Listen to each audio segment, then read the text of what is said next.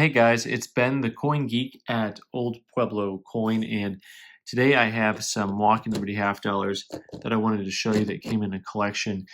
And I just wanted to talk a little bit about uh, grading Walker and Liberty half dollars, and also just talk about in general what to look for, and then also um, something a little bit more in depth about the hobby.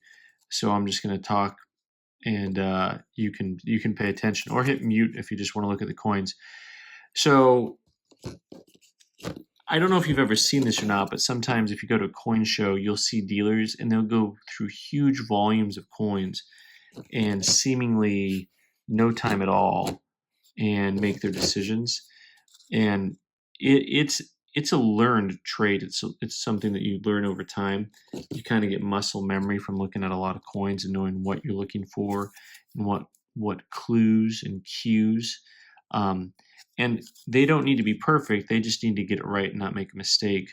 In other words, you know, they don't. If they're just looking for mint state walking to be half dollars, they might not care if it's a 63 or 64 or 62, but they don't want any 55s or 58s. They want a coin that's going to pass as actually mint state.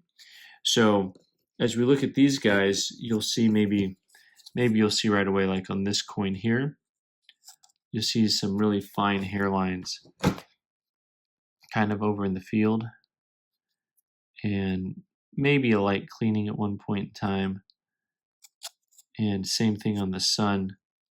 You'll see the lines on the sun actually start headed across ways and then up and down as you turn it. One of the things that you learn over the years, though, is that it's actually kind of hard sometimes to grade coins in certain types of holders. So these type of holders, some of them are safe for long-term storage and others are not. And depends on the type of plastic that they used for the window. So some of the plastics are a soft plastic and they're not actually good for long-term storage. And what that does, especially like on these Walking Liberty half dollars, is it really can conceal some of the luster of the coin and make it look, it just makes it look different. Like it can hide whether or not the coin is truly uncirculated, especially when you get to like these flat areas over the eagle's breast, because sometimes that's just flatness from the strike, right? So you can have, like, where's this 1946? Sorry about that. 1946. This coin here. Look at how flat the eagle's breast is, and yet this 1946S is definitely a nice uncirculated coin.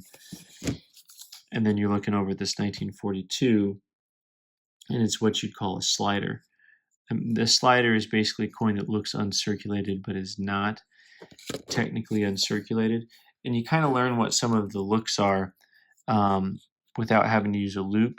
You just kind of learn what the luster looks like and where it breaks or doesn't break. Oh boy, my light went bad on me when I got it close. There you go. So here's the deceptive part also. Like there is some wear there on Liberty, but you see how it almost looks green? Like there's a color change. That's actually from the plastic. And I don't know if it will or not, but maybe, actually, let me just try this real quick.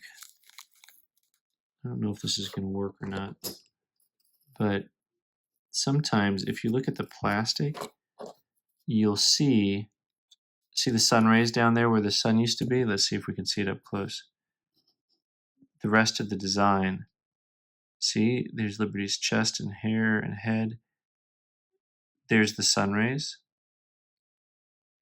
That's not an impression mark, that's actually residue, right? So there's residue on there from the plastic reacting to the coin. And what that does is it makes it really hard to tell on a coin sometimes what the grade is, because this actually has haze on it. Now, out of the holder, you can tell that there's actually haze there on the coin. That's actually some type of PVC. When you see the kind of film, when you turn it sideways and it gets that kind of white look to it or green look. But if you have it in the plastic, it looks like you're just looking through plastic and you can't really tell whether or not the coin is uncirculated. So I can tell you pretty quick on this particular group, basically all the coins that end up having kind of more of a, I'd call it a blue look, they were all a little bit brighter, the coins that I would call uncirculated in this group. And then a lot of the ones that were a little more dull looking, see, like even on this, it's hard to tell. Like the 43 on the right is definitely not uncirculated. See how the luster difference in the fields. Like this turns a little granular looking, but that's because the luster is breaking up there from slight amounts of wear. Whereas on the 1947, the field is really smooth, and not just because of lack of contact marks, but because the luster is strong.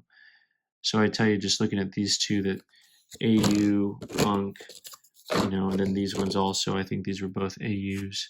Looking at the fields, although this is a 1917, and if it had a mint mark on it, it would probably be a pretty valuable coin.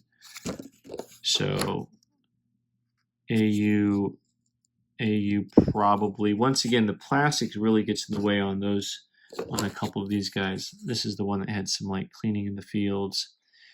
So anyway, I hope that was educational for you. It's really interesting to me to see a professional who's been looking at coins for a long time go through a group of coins in just moments time, and would it take us forever, it seems. So thanks for watching. I'm Ben the Coin Geek. You can subscribe by clicking on the button over here on the side, and also you can watch more videos on the right side of the screen. Thanks so much.